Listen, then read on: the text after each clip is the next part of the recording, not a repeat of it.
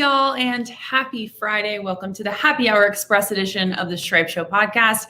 Every single Friday right here on the Stripe Show, where we bring you everything you need to know from this week in golf in 10, 15 minutes-ish. I feel like the number changes every time I do this intro, but we try to keep it short for y'all, try to keep you up to date, up to in the know about what's going on in the golf world. So that's what we're going to do here today, presented by Encore Golf, the one and only Vero X1. Very good golf ball they offer there, so be sure to check it out if you're looking for a good golf ball. Got a lot of great sales going on right now. This is your major championship edition of Happy Hour. We've got the PGA Championship on TV all day. I've been watching it since 7 a.m., which is the best kind of golf, right? Wake up, immediately watch golf, and then watch it till you go to sleep.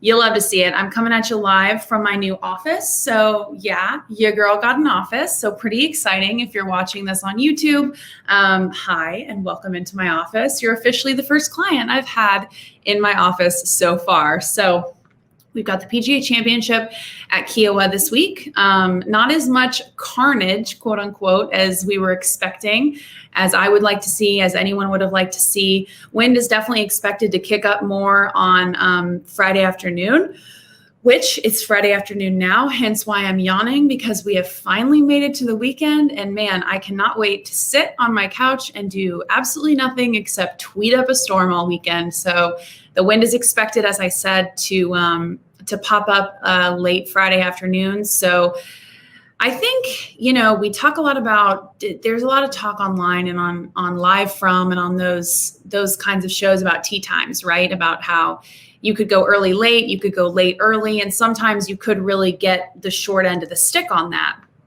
And I always prefer to have early, late tee times, because if you have late, early, you are so tired. It's an immediate turnaround. So that's what I always preferred. I think that's a pretty good general consensus of what people like. I definitely could be wrong. But then again, I think the answer to that is if you want to play later, then play better, like especially on the weekends. So curious as to what you guys like. Late, early, early, late. I definitely think this kind of tournament, it could be a disadvantage or an advantage depending on your tee time draw. So it'll be interesting to see what happens Friday afternoon. The final groups for the day are teeing off any minute now as I'm recording this. So pretty exciting afternoon coming up. It's pretty crazy to think I've already been watching it for 7 hours today. Now I get another 4 or 5 hours of it. So love major weekends for stuff like that. So a couple storylines to follow as you're watching the tournament this weekend.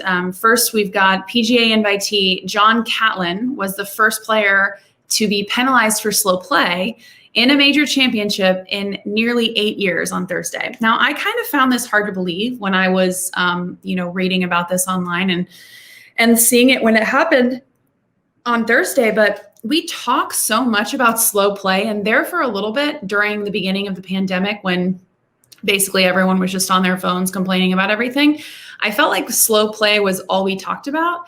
And so the fact that this is the first penalty given out at a major in nearly 8 years, it seems crazy to me. So it makes me think that we're just talking about it. And obviously there's no penalties being given out really, but what's the counter to that? Like what's the solution to that? So kind of feel like it's a slap in the face. I don't know how slow he was going, but that he must have been going really slow is all I'm saying, to play slower than, Bryson was in his very slow days. So definitely interesting. I don't know how it's not happened before with all the talk that we talk about, but it is what it is. Patrick Reed was technically considered an underdog heading into this week, because if you're not favored within the top, I think 10 favorites in the betting odds, then you're technically an underdog. Had a pretty solid afternoon yesterday. I think he carded a 1 under, and so he was like T13 or something like that. Was not mentioned a single time on the broadcast. And I'm not saying I was listening for it, but I do like to watch Patrick Reed play golf, and I was watching the broadcast the entire time on my computer as I was working. Did not mention him a single time, did not see him at all in the broadcast.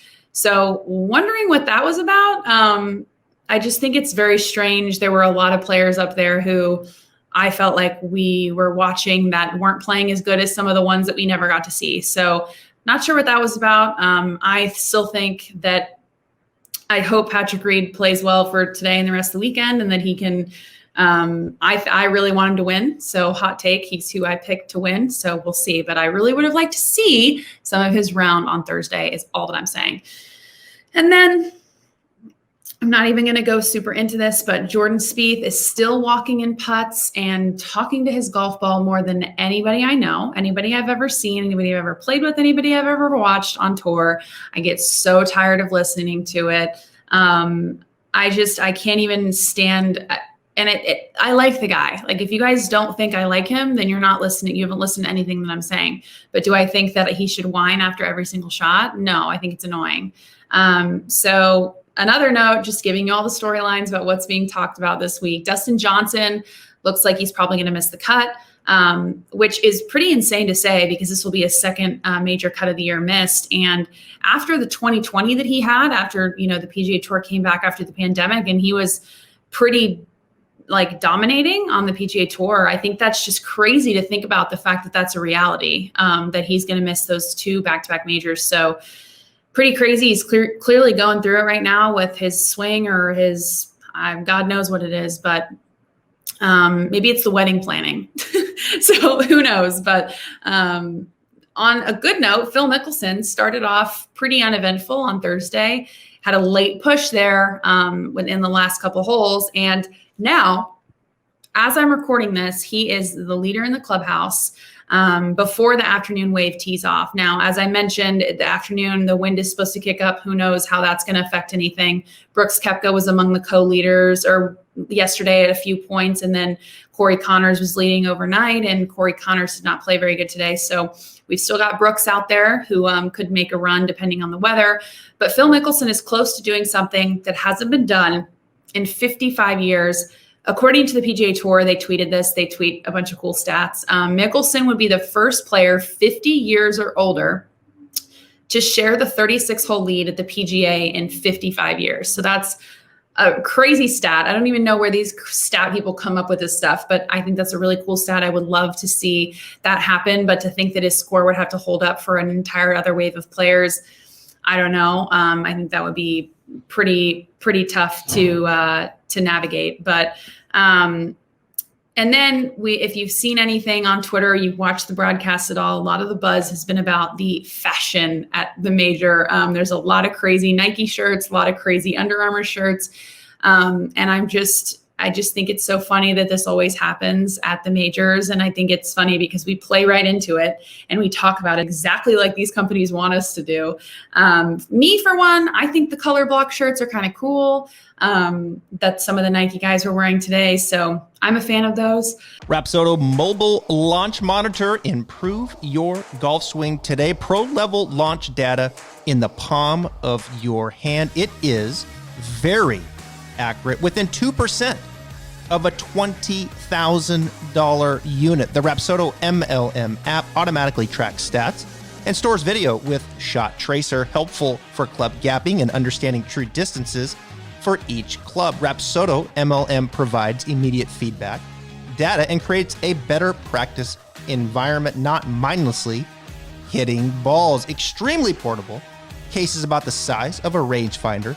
And you know what? You can use it both indoors and outdoors. I love this launch monitor. It's the Rapsodo Mobile Launch Monitor.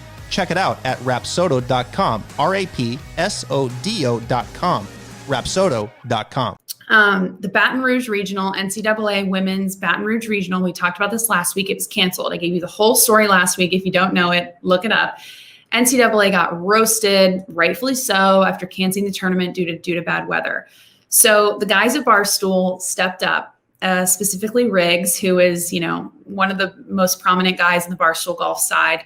And they're hosting an event called Let Them Play, LTP, the Let Them Play Classic, in Arizona yesterday and today, Thursday and Friday, for many of the women who didn't even get a chance to play in the NCAA Championship, which is going on right now. So I love this story. I think it's a great way to kind of right the wrongs. I know that this doesn't get those players into the national championship, but they were playing, the Barstool was paying for everybody's flights, everybody's hotels, just to get out there and play one last time. Because for a lot of these seniors, that was going to be their last chance. Regionals or nationals was going to be their last chance.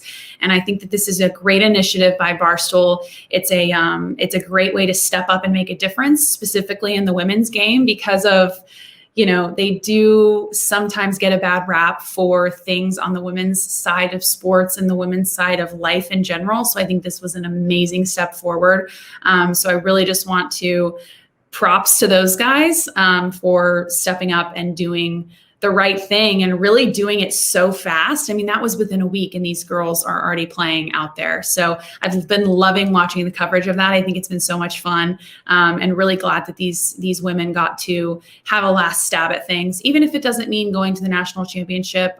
Just getting together and playing as a team again in an event was important for them to kind of send themselves off the right way. So last on the docket today, Steve Stricker, which I haven't heard from him in a while after he played pretty well a few months ago, and love his swing. He's one of my favorites. Steve Stricker was talking about Tiger Woods and said that he's, quote, totally invested in being the President's Cup vice captain. He said he's talked to him a lot recently and his spirits are great. So after Tiger's accident, a couple months ago, the single car accident resulted in a ton of surgeries to his right leg.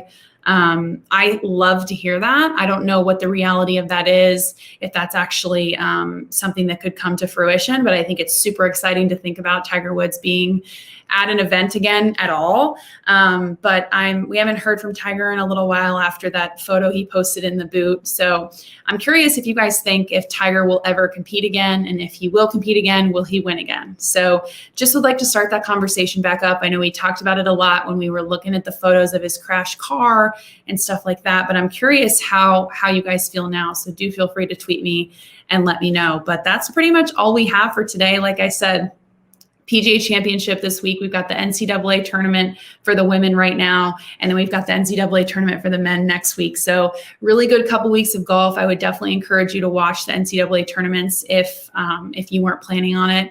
They're really fun, watching teams, watching coaches. It's a different dynamic. And if especially if you've played it, you love watching that kind of stuff. So would encourage you to do that. And thank you guys so much for listening to or watching the Stripe Show podcast Happy Hour edition. I really appreciate it. And sponsored again by Encore Golf. And you guys are the best. And I will see you next week. Be sure to raise them high for me this weekend, and cheers. Make it a great one. I just want to interrupt this interview real quick and give a shout out to my friends over at OnCore Golf. OnCore provides some of the most cutting-edge technology in a golf ball that I have ever seen. Their team in Buffalo, New York is changing the script of golf technology through their perimeter-weighted designs, which offer players enhanced accuracy and control for every shot on the course. With their award-winning Elixir and Avant 55 golf balls, they are transforming the game for players of all skill levels. Visit encoregolf.com/Travis Fulton for more details about their products that are revolutionizing the game. Now back to the Stripe Show.